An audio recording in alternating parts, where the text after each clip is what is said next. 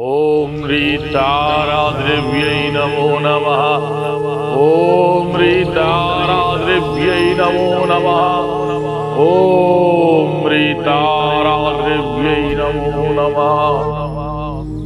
চৈত্র নবরাত্রি একটি বিশেষ নবরাত্রি, দুর্গোৎসবের একটি নবরাত্রি এবং এই সময় 9টা দিন নবগ্রহকে নিয়ন্ত্রণ করেন দেবী নিজে। সেই কারণে শ্রী শ্রী চণ্ডীতে উল্লেখ করা রয়েছে মহামায়া হরেস্ত্রৈতা ত্রয়া সম্যা হতে জগৎ জ্ঞানামপি চেতাংশী দেবী ভগবতী হিসা বলাদকৃষ্য মহায়া মহামায়া প্রজাস্বতী। অর্থাৎ মহামায়া নিজের মায়া শক্তি দিয়ে সম্পূর্ণ জগৎ সংসারকে সঞ্চারণ করে চলেছেন। অর্থাৎ সেই সঞ্চারক শক্তি মহামায়া নিজে। প্রথমেই বলেছিলাম স্থির শক্তি শিব এবং শক্তির স্থিরতার থেকে শক্তির রূপান্তরের কারক হচ্ছেন আদিশক্তি বর্মা শক্তি দেবী।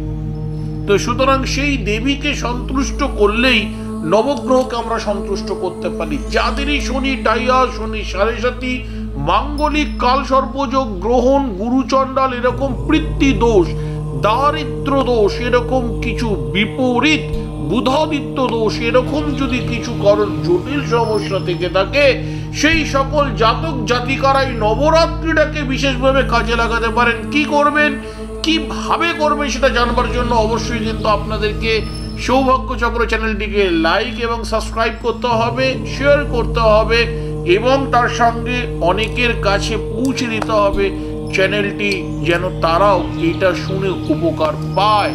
এবার আমাদের করণীয় কি আছে সেটা নিয়ে আমি আলোচনা করবো। ডক্টর ব্রহ্মানন্দ আকাশ আমি বলছি, প্রত্যেক দিন প্রতিপদ দিনকে সাদা মালা, দ্বিতীয়ার দিনকে হলুদ মালা, তৃতীয়ার দিনকে বিল্লপত্রের মালা, চতুর্থীর দিনকে রক্ত জবার মালা, পঞ্চমীর দিনকে পুনর্বার কোনো পিঙ্ক কালারের ফুলের মালা, ষষ্ঠীর দিনকে অবশ্যই বাসন্তী রঙের মালা, সপ্তমীর দিনকে অবশ্যই আপনাকে দিতে হবে কোনো বিচিত্র বর্ণের মালা, অষ্টমীর দিনকে আপনাকে দিতে হবে একটি পদ্মের সঙ্গে অপরাজিতার মালা, নবমীর দিনকে অবশ্যই বেলপাতা, জবা, অপরাজিতা এবং পদ্ম একসঙ্গে করে মালা।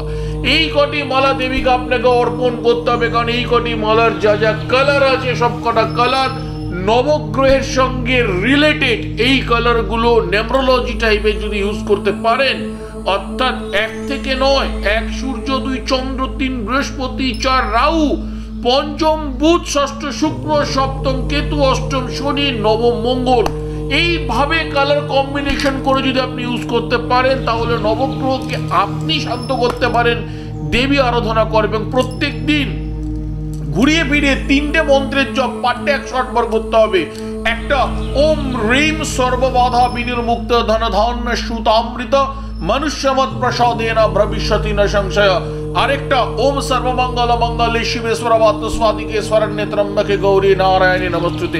আরেকটা বিশেষ মন্ত্র শরণাগত দিনার্থ পরিত্রাণ পরায়ণী সর্বস্বাদ্য হরে দেবী নারায়ণী নমস্তুতে। এগুলোকে পুটিত মন্ত্র বলা হয়। এই মন্ত্রের জপ প্রত্যেক দিন ঘুরিয়ে ফিরিয়ে করুন 9টা দিন। অভূতপূর্বভাবে 11 দিনের মাথা থেকে আপনি রেজাল্ট পেতে শুরু করে দেবেন। ইনস্ট্যান্ট রেজাল্ট দেবে, এটা আমার দেওয়া গ্যারেন্টি। দেবীর প্রতি বিশ্বাস রাখুন, ভালো থাকুন, আনন্দে থাকুন, সঙ্গে থাকুন। জয় মহাকাল, জয় মাতারা, জয় গুরু বাম।